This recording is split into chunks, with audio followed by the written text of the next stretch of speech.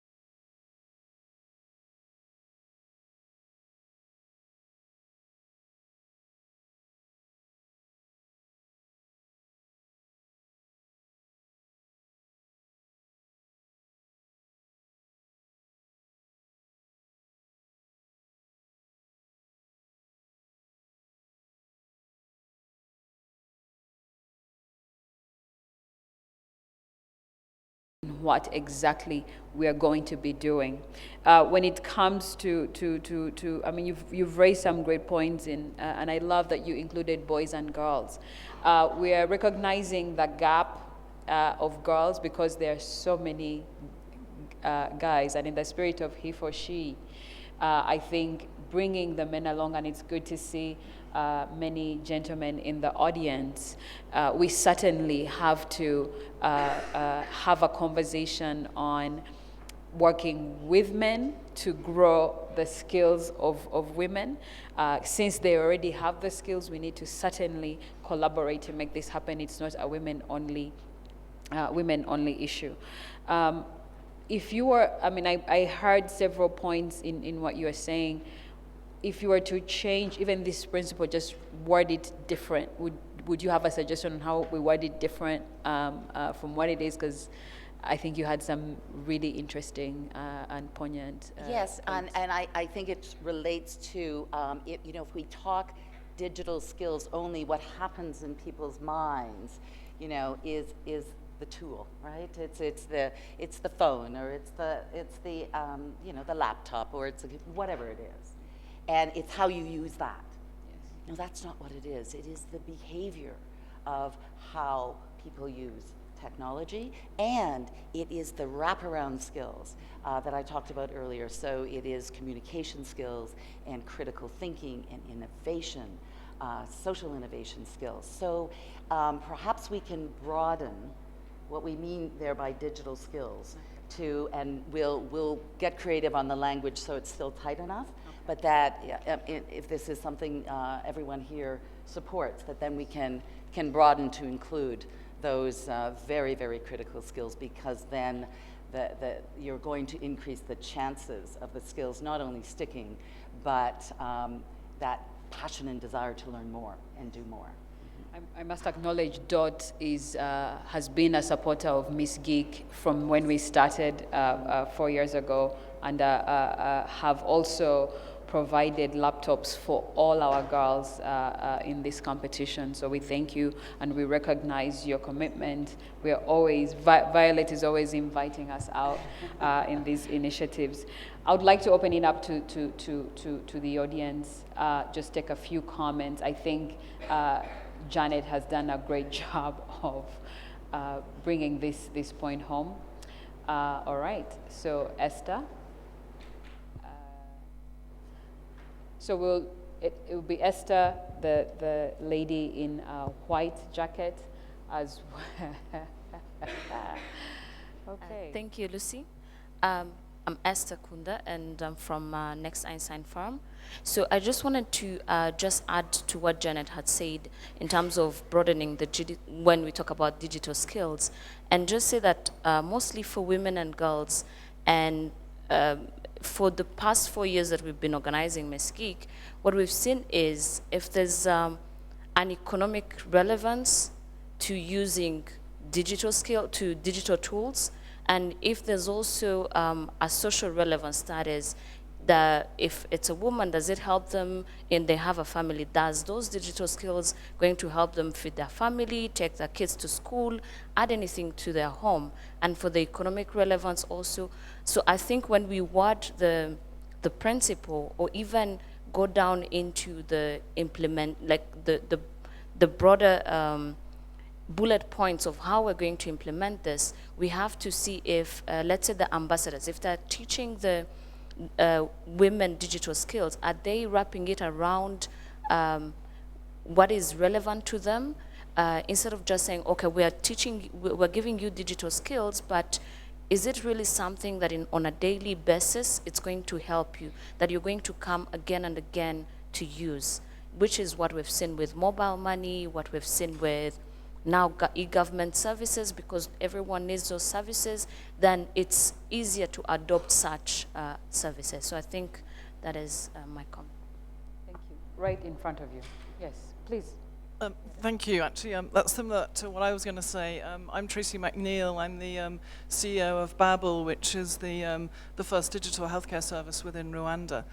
And I guess my point is building on that, because we launched a digital healthcare service with a lot of support from ministers here, including Honourable JP. And what's really interesting is that we've had 500,000 registrations, we've done 90,000 consultations in 6 months. 50% of the registrations are women, almost 50% of the consultations are women, and 20% of those 50% are women seeking advice around sexual and reproductive health. Now, actually, if I went back to those women and said, actually, you're using digital services and digital health, they wouldn't recognize that. So actually, I guess my point is about how do we make content relevant that actually helps change people's daily lives without them even realizing that they're using a digital healthcare service. And I think it's about kind of thinking laterally and thinking more about what those real needs are for women, and how we match those services. But I would commend the government here, but equally commend the population here that actually there is a good reason why we're in Rwanda first rather than other countries in East Africa, because there's a real appetite here for digital services, and we have a responsibility to provide relevant content. Thank you. Yes, could you give the mic to, yeah, you have a mic, great, thanks. Thank you. Good morning. I'm Gülser Korat. I'm the Director for Gender Equality at UNESCO. I wanted to thank Doreen for mentioning the work we have been doing together within the framework of the Broadband Commission. And I just want to add that we also did a study on safety, online safety, on cyber violence, cyber bullying, which is still being edited, I believe, and it will be coming out soon. I want to focus on the soft side because, as Doreen said, ITU works on the infrastructure, the hardware, and UNESCO's work is mostly on the soft side. We call it the soft power of UNESCO, which is through education, sciences, culture, communication, and information. And I want to emphasize the importance of bringing the ministries of education on board. Because I think for both for relevant content, which was raised by several speakers before, which is very important in terms of access, it's also very important to put this these new requirements and these new ideas into the regular official curricula that exist at national levels. So it's really important to have very strong partnerships with ministries of education, relevant groups within the ministries, different levels of education, and I do see that those are mentioned in the declaration. But perhaps there is a need for more clarification on the importance of content, gender responsive content, content that is relevant for girls and women, developed for and by them, not only by them, but it's also the responsibility of developers at large to pay attention to that aspect, and to make sure that we have buy-in from those who have some say in what gets taught, because these are very important pedagogical approaches, and UNESCO has been working on this not only at the general level but also in Africa. So I think we need to bring in those that have influence on what gets adopted and scaled up. Thank you. Okay. You had a comment, DJ Mike. Thank you. My name is Safia from Chad. I will do my best to speak in English because I am French. So, I think the most important thing is to have a focus on the rural area. From my point of view is we have to create, for example, some ambassador on the rural area so they can have a specific content, because the challenge is gender gap, the challenge is still uneducated girl, the challenge is still of entrepreneurship or rural area. So we have to create a specific program for those rural area, because it's really important to develop a digital skill. It's really important, but we have to develop for all. It's not only for urban, but for rural.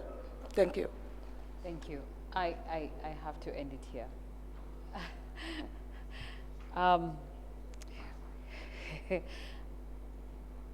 Can I ask, in the interest of time, that we, I don't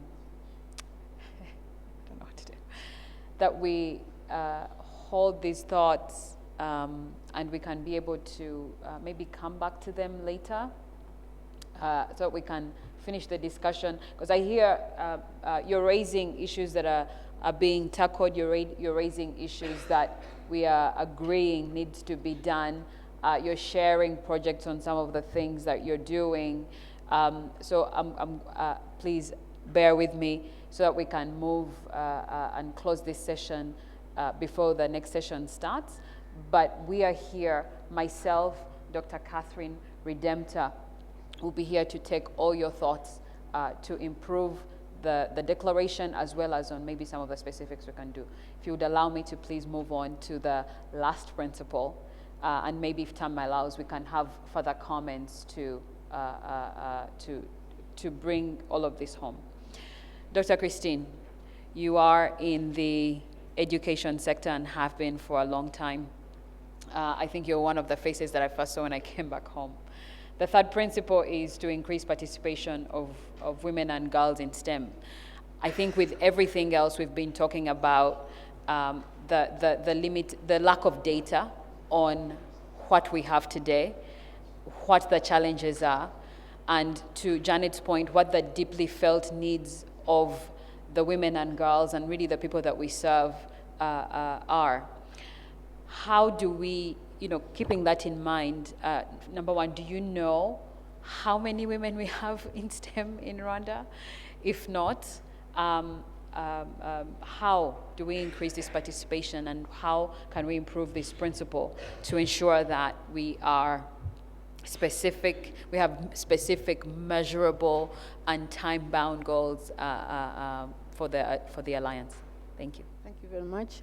Perhaps I will start by the last part of your question, because it's true when you're referring to Rwanda, I could have experience of Rwanda, but some other places also. But in other words, what we're discussing, we're throwing a challenge to you also to contribute to this.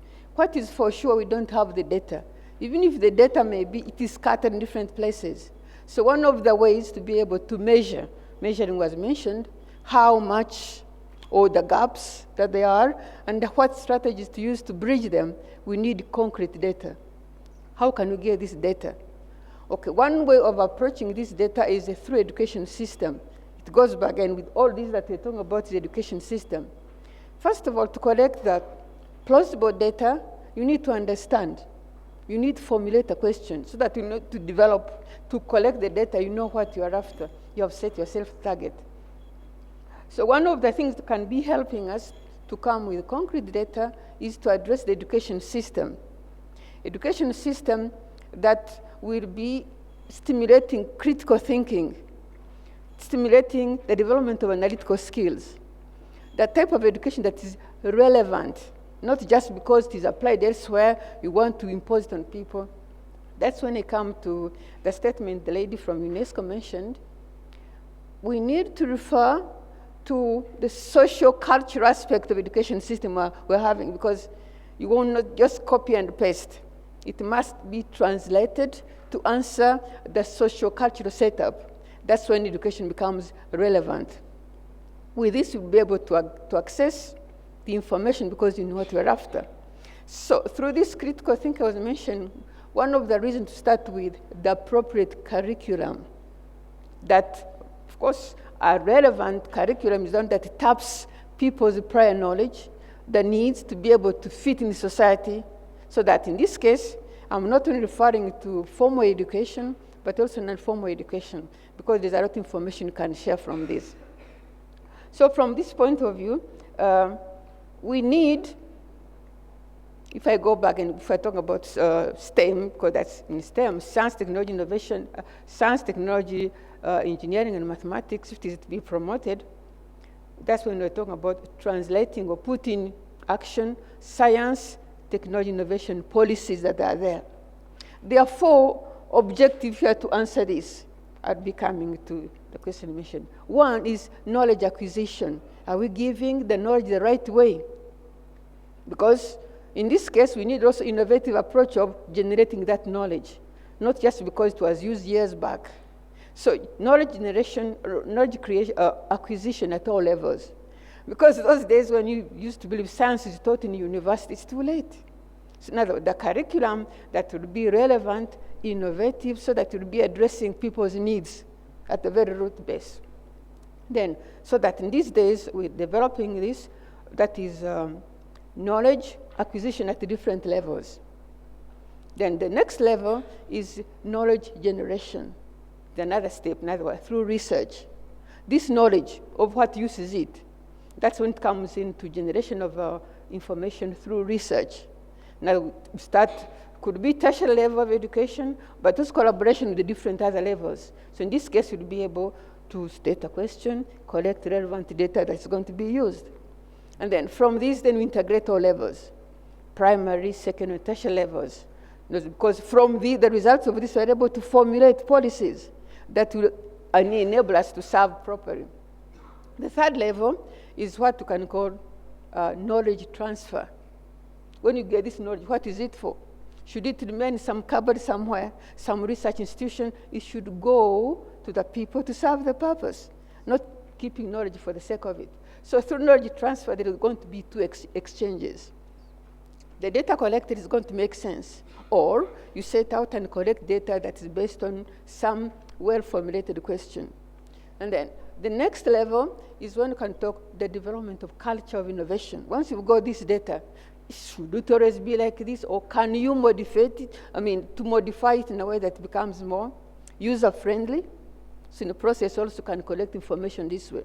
So with these 4 levels, we are able to reach the people, formulate a question, collect the data, analyze it, and so it becomes useful. So on this case, when we're talking about increasing participation of women and girls in STEM, they are part of this. How early do we start? As early as possible. Because in this case, will be the people as they are the environment where they are responding, they're being stimulated by the stimuli from the environment, so they respond appropriately. So with this case then, therefore, we need to increase the participation. It's true. How? I talked through education system, but also in the process, we need to monitor and evaluate the need of this in the data that's been collected, of what uses it, so that we keep updating it from time to time. What I can say again, something that would be very useful is, because sometimes the knowledge may be expensive to acquire it, but partnership, talk about, for example, regional integration. The experiences within a region could be benefited if you keep exchanging information from different places. Like if can use Kinyarwanda sayings, akanyoni katagurutse nikamenya ubweze.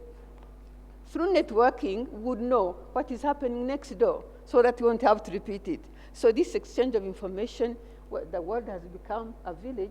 So in this case, we shall be depending on access, but access also depends on the type of education system, how we have awakened people, and then to also depend on empowerment. When you provide the right education, it is like providing a bird the powerful wings to fly all over the place, correct all they need. So in this case, I would say education is very important, and women and girls are a very big proportion of the population. And this is something also, these women and girls are quite innovative. Any change you want to bring in society, the women and girls are the custodian of this change, a change for the best. I'm speaking from experience because when you look these days, to promote science in schools, we organize science competition, and you'd be amazed to see young girls in school, primary school, innovative questions. Some approaches they're having to solve the problems at home. In other words, to them, science, technology, engineering, mathematics, this STEM we're promoting, they live every day. A good example that comes in this science competition, girls are designing projects to bring water home because they know the problem of going to the river. Climb the hill, the river is in the valley, take the water up the hill. So the everyday life, they are trying to seek solution. In other words, what in one we normally call homegrown solution. So the earlier you sensitize them, the better they become at responding. They could stop for a while. Very good. I completely agree with you in terms of, and that's something that we're trying to do with Miss Geek, is we want the girls to think about the problems they face every day and how they can apply technology to solve those problems. And you're saying we need to start this as early as possible. Introduce science, technology, engineering and math, make it part of solving everyday problems, and then obviously improving the curriculum from primary school to university. And one of the ladies in one of the few software developers we have was telling me, Lucy, the challenge that we face is that we meet programming, we meet any thought on science in university, and even in university probably in the last year of developing our project, which is sort of so late. And even in the applications that we see from Miss Geek, there's critical thinking, etc. Are challenges that we see. And so the sooner we begin that engagement, I agree, will definitely increase the participation of women, whether or not they're in the technology field. They can play a role in ensuring that their daughter, their sister, their mother, their grandmother is able to have some skills and participate in these areas.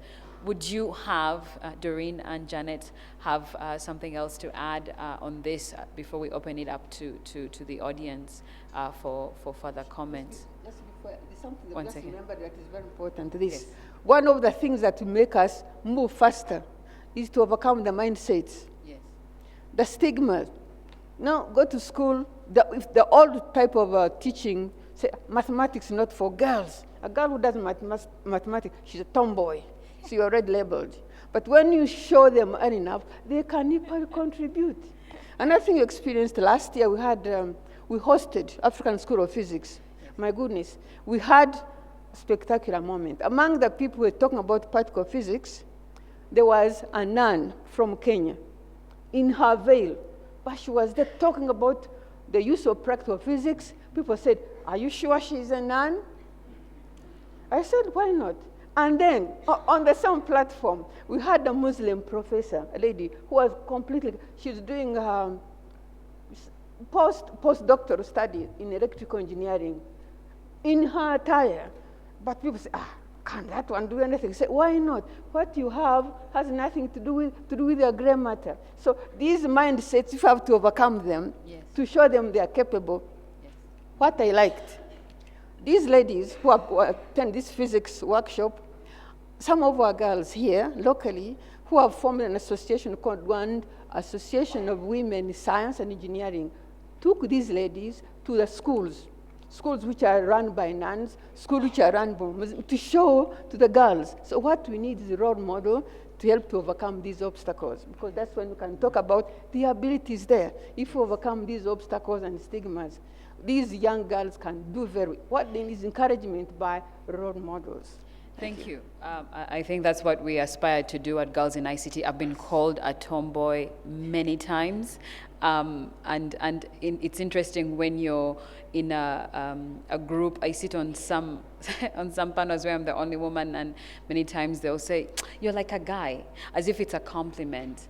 And so I hope that is something we can change. I think we can agree that policymakers and really all stakeholders must elevate the status of STEM, must elevate it as an equal opportunity area, that men and women are equally capable of doing it. And I think we at Girls in ICT are proving that every day, as well as the many women that are engineering. And I hope that we can certainly increase the participation of women in STEM through the initiatives that we serve. If you could please make your contributions, and then I'll open it up to the conference. I can see many burning questions and hands on this area, and then we can close it out. So maybe just quickly on the point about stigma, because it's a huge factor in the whole perception around women and STEM. And as you mentioned, the need to have more role models, and probably all of the women in this room are indeed already role models.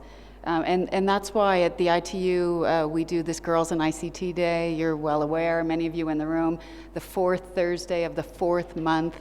Every year we've had over 160 countries celebrate, and it's an opportunity to highlight the importance of women and girls in STEM. So I would invite all of you to organize a Girls in ICT Day, and we do hope that we can move beyond that and not just have a celebration one day, but to have that be something that's carried on throughout the year to encourage more women and girls to take up studies in STEM. And of course the motto, if you can see it, you can be it. We work closely with the American actress Gina Davis, and that's her motto around getting more women into STEM roles in the media. So I think that's really important. But one other thing I just wanted to highlight that could perhaps be covered in the principle is the point about mentoring. So once women choose to be in a STEM field and pursue a career in a STEM field, I think the mentoring by both men and women, something that we could encourage all stakeholders to consider. Thanks. I think that Girls in ICT Day, for us at least, Ms. Geek was inspired from recognizing Girls in ICT Day, and it's something that we've been celebrating since 2011. And so we hope that as part of this, maybe the countries in the alliance as well as the rest of Africa can have something to celebrate every Girls in ICT Day, as well as offer mentorship. Janet, in your experience of growing skills, what we need to collaborate in order to get the right mentors, men and women. What would you add to this principle around the right partnerships and collaborations that we can pursue to ensure that we are having more mentors for women and girls, and thereby increasing their participation? Yes, and I was just so echoing and thinking yes, yes, yes, every time we're talking about role models. What the private sector engagement, I think, is very important.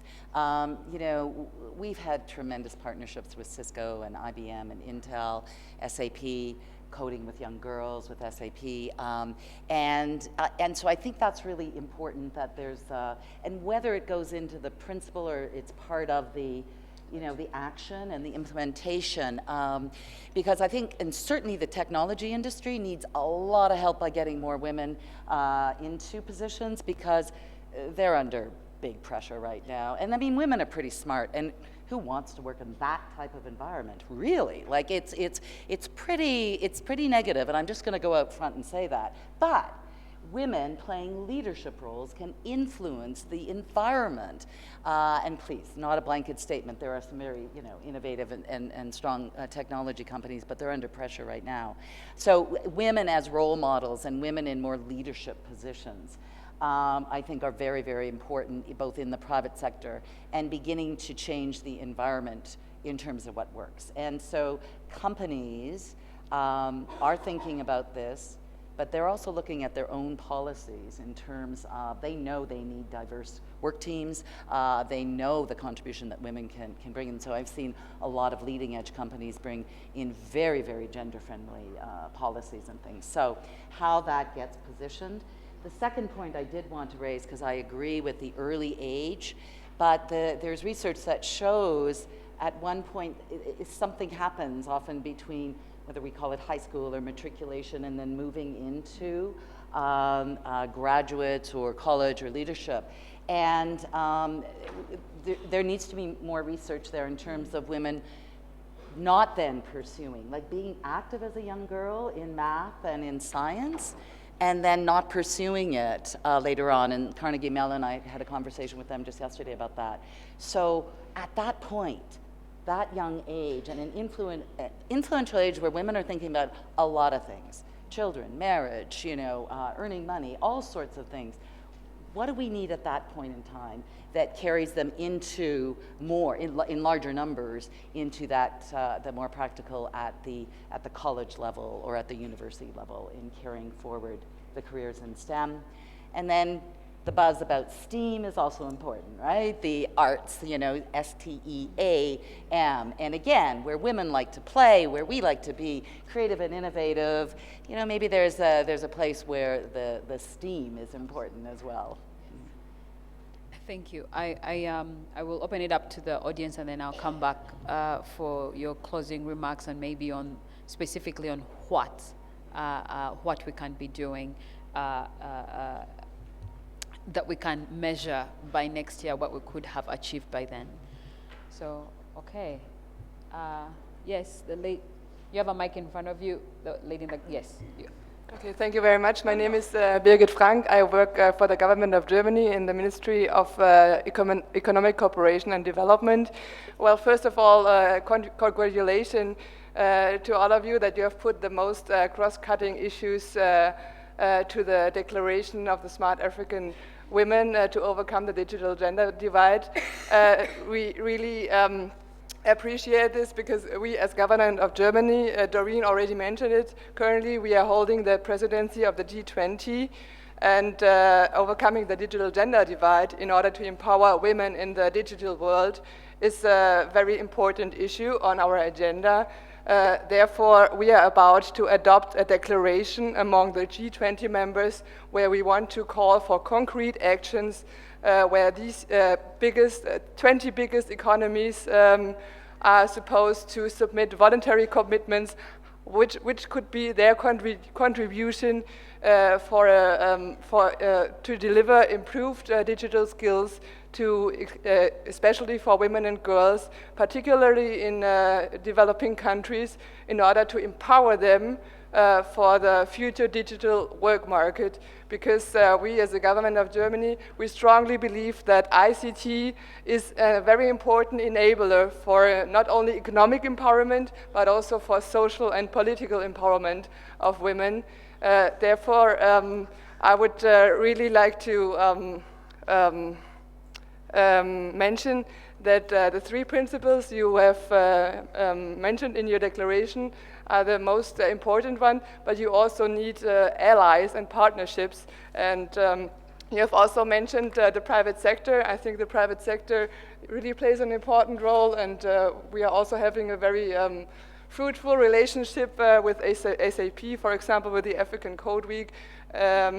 Therefore, I would just like to suggest maybe to, I don't know if it's possible to add a paragraph with partnerships where you can mention all the different initiatives existing already worldwide. May it be with the private sector, may it be with international organizations or donor agencies, because if we all work together and if we join our forces, then it will be possible to get significant success and really turn this vision into reality, that we can empower all these young girls to play a vital role in the digital economy. And just to highlight about the stereotype discussion that we were having just before, we also think that this is a very important factor that sometimes is left behind. And would just like to mention a study that we commissioned, which is called Women's Pathways to the Digital Sector, Stories of Opportunities and Challenges, where we have portrayed 21 young ladies from all around the world, particularly from development countries. There's also a lady from Rwanda, and they tell their stories, and they tell their challenges that they encounter in their way that hinders them, the barriers, and they also give advice to policy makers like us, but also to the governments and the private sector, which strategies to follow in order to tackle the digital gender divide. So maybe you would also like to highlight the G20 declaration, maybe not a declaration because it's not adopted yet, but maybe the efforts of the G20, because overcoming the digital gender divide is a really big issue on the G20, so maybe you would like to mention it in the declaration as well, because we are also highlighting the Smart Africa initiative, so maybe this would be a good way to come together. Thank you. In fact, the last paragraph of the declaration talks about inviting all stakeholders, all strategic partners from government, private sector, civil society, and academia to join us in this undertaking. I think we can obviously be more specific in exactly what that means, and look to the collaboration with the G20 on how to drive this forward as a strategic partner in building smart women and girls on the continent. So thank you for that contribution. Lady in the glasses, yes, you with your hand up. No, behind you, yes. Okay, please. Hi, Angela here. I work with the GSMA Africa based in Nairobi. My background is civil engineering, and I have over 16 years experience in the mobile operators as a woman in technology. And I've done a lot of the things that you have said. I agree with all of them in terms of growing the pipeline for talent to build confidence in STEAM, in STEM, and all that works. The specific challenge in terms of now moving the needle in contributing at a decision-making level where you're able to now look at addressing relevant content, products, and services that apply to women so that they can use technology. That's where I find we hit the ceiling in some way, because as you've mentioned, you'll be the only woman in most of these conversations. And for you to push your idea through, like you said, you end up sometimes looking like a man and getting the compliment that you're just like a man. And at that point, you stop then being a role model for the girls in ICT that you're trying to to be a role model, because then you begin to devalidate their dreams that you can be a woman and bring your contribution across in the right way. And when you move to the other side and be a woman, then you get the comments that, you should have been a bit more aggressive, you should have been pushed a little bit more. So then we need, in as much as there's a lot of support out there up to tertiary level, building women's support in terms of skills to articulate themselves, to be confident, in the boardroom, those skill sets don't exist. Because unless you become normal and look like normal, you can't contribute. So I think we need to also look at how we can, at different levels, also make it more awareness, create that awareness quotient in the men who are very much advocating for women to recognize that the way they deliver and articulate themselves is valid. It doesn't need to be changed. You don't need to act like a man, look like a man to be listened to. Thank you. I certainly get that, get that a lot, and I'm sure many of the women in science and technology can relate. Okay. I would like to have the minister here offer some thoughts, and then we'll come to the gentleman in the black suit. There you have a mic in front of you, and then come back to the rest. Bonjour, je m'appelle Yvette Dambélé, je suis secrétaire d'État au ministère de la Femme du Burkina Faso. Alors, I'm sorry, I don't, maybe we can get some translation. None of us, oh, you can, very good. Go ahead, she can interpret for us. Donc, je disais que je suis secrétaire d'État donc au ministère de la Femme, de la Solidarité nationale et de la Famille du Burkina Faso. Et j'apprécie vraiment très fortement ce qui a été discuté ce matin. Alors, comme nous l'avons dit, la base, c'est vraiment l'éducation, l'alphabétisation. Alors moi, ce qui me préoccupe, c'est par rapport au milieu rural. Les gens qui ne sont pas alphabétisés, par exemple au Burkina Faso, en français ou en anglais, il faut donc développer des logiciels qui puissent permettre à ces femmes-là du milieu rural de s'approprier aussi les technologies de l'information et de la communication. Donc je voudrais parler justement de ces questions de langue pour qu'elles puissent aussi se reconnaître dans ces contenus-là. Et également par rapport à la question de la motivation, d'amener donc les gens à s'intéresser aux technologies, je me dis que ça passe par la sensibilisation, on l'a dit, il faut que les personnes puissent prendre connaissance de tous les intérêts qu'ils peuvent en tirer. Je prends le cas du téléphone portable. On sait qu'on communique tous, même dans le milieu rural, les zones les plus reculées, on communique par téléphone portable. Et elles savent aussi qu'elles peuvent vendre leurs produits et recevoir leur argent par le téléphone. Donc je pense que les autres outils aussi, c'est vraiment leur permettre de prendre toute la mesure de ce qu'elles peuvent faire comme exploitation de ces produits-là. Et le troisième, dernier point, c'est par rapport aux sciences et technologies, comment intéresser donc les filles et les femmes. Moi, je me dis que l'enseignement de la science doit permettre de développer justement du matériel et des technologies, parce que tant qu'il n'est pas concret, c'est difficile pour qu'on s'y intéresse. Donc, c'est vraiment des enseignements pratiques, concrets, basés sur du matériel. Et pour terminer, vous l'avez dit, mais vraiment, je tiens à signifier aussi cela, c'est celles qui ont travaillé et réussi et dans les mathématiques et dans les technologies, qu'elles puissent servir de modèle pour les jeunes et qu'elles puissent les coacher, leur servir de mentor pour leur permettre aussi de développer leur leadership dans les domaines. Donc vraiment, pour conclure, c'est dire que j'apprécie vraiment très positivement l'ensemble de toutes nos discussions et je pense que ces réflexions vont permettre d'aller de l'avant dans ce que nous faisons déjà. Je vous remercie. Thank you very much. I think you certainly raise exactly what some of the members in the audience as well as the panelists about specific training for women and supporting their innovations, etc. In at least from what I heard. Sorry. Specifically supporting women initiatives in order to support them in their communities, etc., in improving and achieving smart women and girl goals Did you, Wabjumvish? If you can maybe share some comments on. What I can answer on. You can answer in French if you want. No, let me much more conversant in English, but I get them.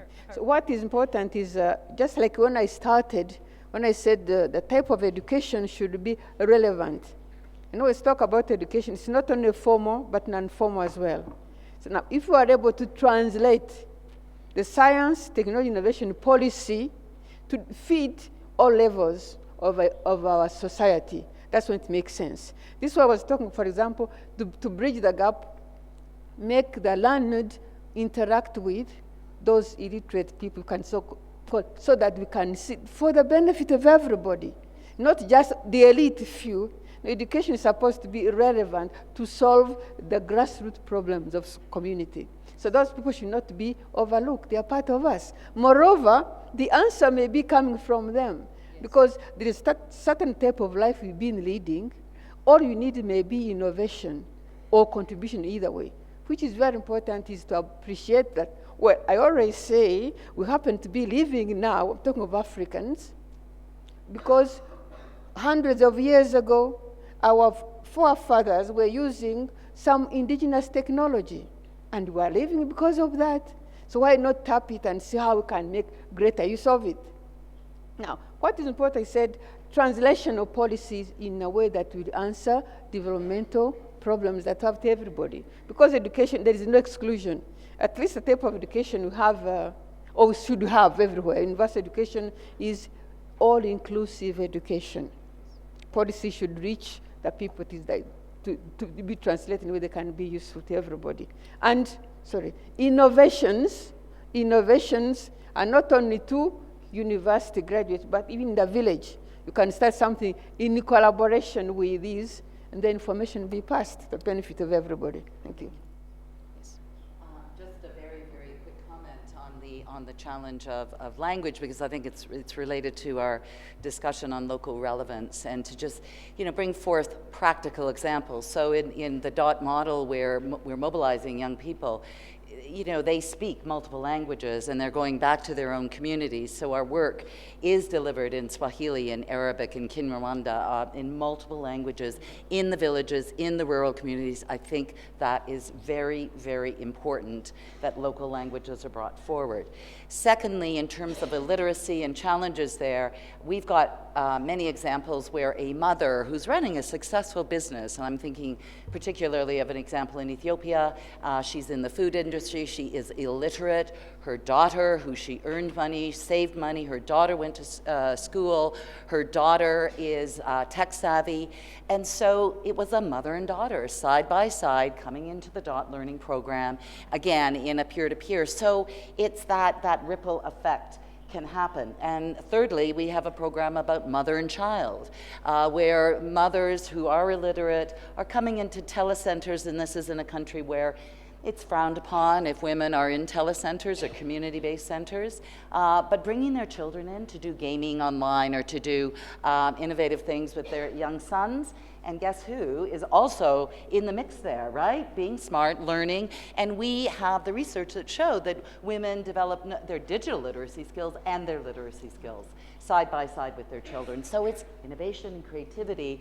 It's reaching people where they are in their communities in a locally relevant way. Okay. All right. You had raised your hand. We'll just take two more comments, and then we close this session. Yes. Thank you so much. My name is Munyamaliza Edward. I come from a civil society organizations. It's a men's organization that promotes positive masculinities in Rwanda. I would like to thank so much the panelists for the great discussion that they have led. And I understood that the baseline and the targets and the indicators are going to be developed so that actually people are able to implement and measure the impact this can yield. So I want just to comment on one thing, because the three principles are stated in such a way they focus on women and the girls. And I want to say something about men. it's not obvious that all men, depending on traditional norms in a country, understand why empowering women or are actually supportive of women's empowerment. And when we were discussing about access and even acquiring skills and some of the issues around safety and the stereotypes about STEM, I think all of those are issues that need to be contextualized, and people could think of how engaging men as supportive partners in implementing these principles is actually shaped throughout. Because some men have not understood how they benefit from women's empowerment and what they can do as play a role, a supportive role, rather than, a driver's role in women's empowerment kind of work. So when it even comes to challenging these gender stereotypes, I think we also need to see how partnerships between men and women are strengthened so that it creates an enabling environment for women's empowerment, as stated in the 3 principles. Thank you so much. Thank you. I would like to invite the Honorable Minister of Gender to provide a few comments before she heads off to the next meeting. Thank you. Raz, you can speak from there. Thank you very much. Good morning and welcome to our guests from abroad. And I hope you are enjoying your stay in our Kigali city. It's my great honor to address this important audience here present and the wider women and girls across the continent at the closing of this African Smart Women and Girls Declaration Roundtable. From the discussions, the purpose of this initiative, it is to accelerate government's effort to develop systematic national plans to connect women and girls to technology through innovative partnerships, and therefore scale up successful solutions as a demonstration of what is possible in Africa. Let me also thank our panelists for their insights, thoughtful insights.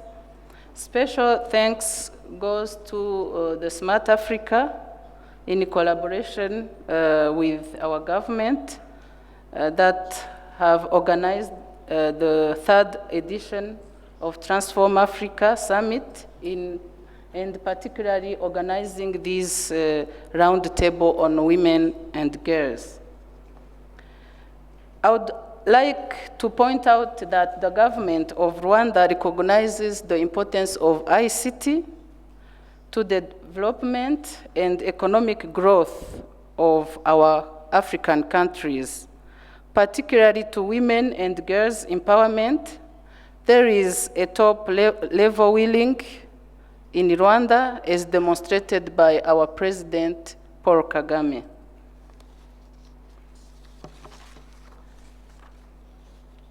In relation to above, a dedicated pillar of Smart Rwanda Master Plan, Women and Youth Empowerment in Technology, has been adopted with programs to bridge the gender digital divide and attain parity in ICT access, usage, and innovation by 2020.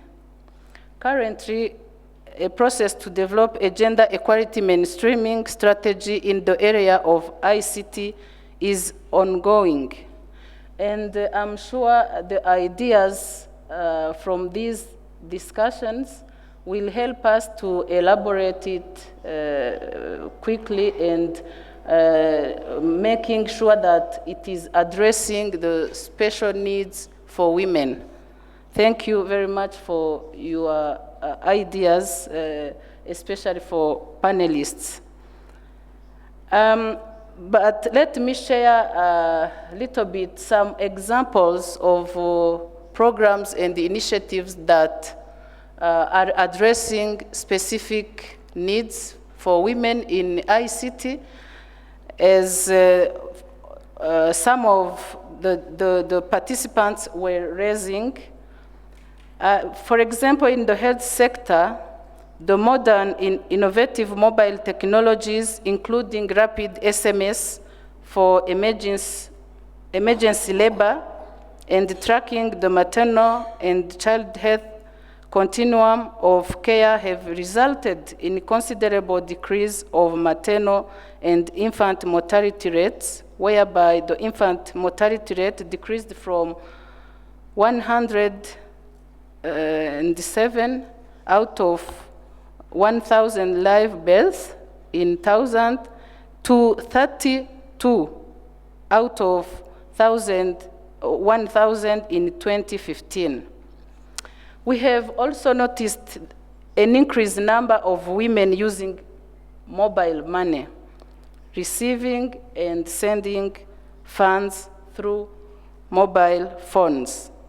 Statistics of the year 2009 and 2014 showed that the number of women using those services increased from 22% to 34% in sending money, and from 32% to 37% in receiving funds. In the education sector, there are also initiatives including educators' ICT training, the one laptop per child, and so forth. About mentorship, we have a mentorship initiative whereby women and girls who are successful in ICT can interact with young female so that they encourage them to embrace ICT field. Having said that, we still have a milestone to make, reason why through this Africa Smart Women and Girls Declaration, we as Africans shall commit to develop Africa Smart Women and Girls national strategies and programs in our respective countries, and to contribute to the Africa's socio-economic transformation by actively putting ICTs at the center of our women and girls empowerment interventions. As I conclude, let me thank you once again for your contributions, and your valued inputs are going to be taken into consideration in the declaration that will be endorsed tomorrow in the Women's Summit, and the declaration shall be called now, after the summit, the Declaration of Kigali, the Kigali Declaration. So thank you very much, and enjoy your rest, your day rest.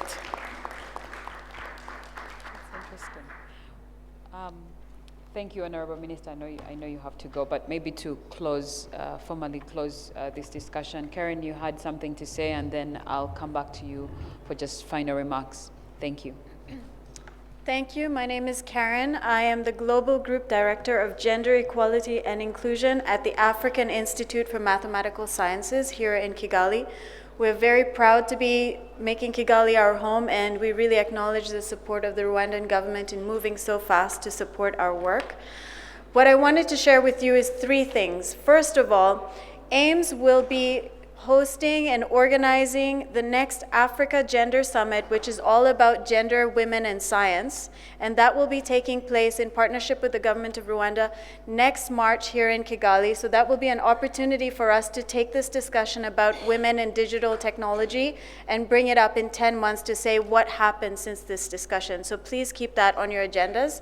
Additionally, AIMS has founded the Next Einstein Forum, which was launched in March 2016 in Senegal, and we will be having our second edition, which will be here in Kigali at the end of March.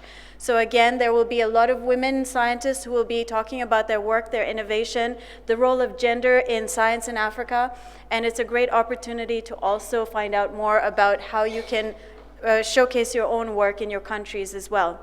And the third thing that I wanted to say is at AIMS, we are really looking at Pan-African collaboration as much as national work. And please come and talk to me about the AIMS Women in STEM initiative, which we founded also in 2016. We're looking to create a Pan-African agenda for women in STEM, in which this discussion about digital technology will be part of that. But there are 3 pillars to that Pan-African agenda, which looks at implementation. One is data and evidence collection, but not only in terms of what's happening in the country, but how can we take information about where investment is going in East Africa, West Africa, North Africa? Is it at the secondary school level? Is it at the university level? Who is getting the money and who needs the money? So we need that meta-analysis to happen. And so we want to drive that discussion about data and analyzing lessons learned. The second pillar is about thought leadership. So asking the question, in Africa, who are the industries that are really making a difference for women in STEM, and what are they doing that we can learn from? And similar questions around governments. Which governments are investing in policy versus practice? How are they investing in Africa, and what difference is that making, so that we can actually learn from a point of view of evidence and learning? And the last thing I wanted to share with you in terms of the third pillar of AIMS-WIS is talking about collaboration and scaling up what works. So one of the things that happens every time we get together to have these conversations about women in STEM is we're all talking from a place of what we know about.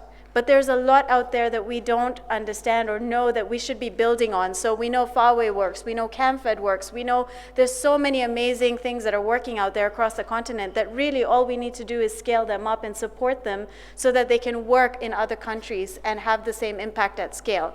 So with these 3 pillars within the context of the AIMS Women in STEM initiative, we're really looking to have you come together with us and create that Pan-African agenda so that we can support implementation from a point of view of what works in this context. Thank you. Thank you.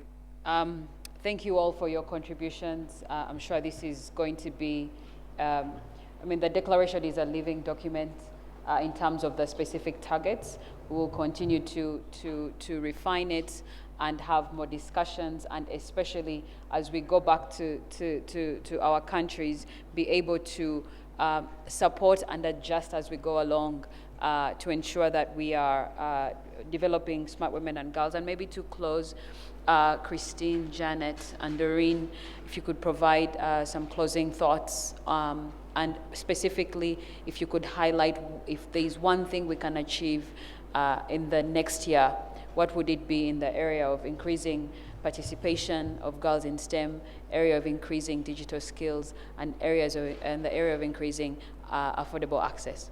Thank you. Christine. Thank you very much, Lucy. I would stress that from now until next year, if we are to evaluate, we need to have a way to start. For example, we start from now until next year when we meet again to establish some sort of monitoring, first of all, the target, and then strategy, how we're going to be heading towards achieving that one. So by next year, we should say, have we made it? So that in the process, the data we'll be collecting is going to be a baseline survey to be processed. So from then on, we shall be, are we making it?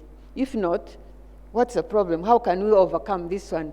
In the process, not only from individual countries, but also sharing good practices.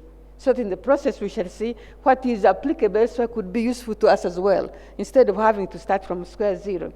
So in the process, we'll be able even to scale what has been started somewhere else, because what we aim is sustainability, not just trying it. You keep trying, you want something that we can learn. And then there is a term they use in, I think in IT, and they talk about leapfrogging.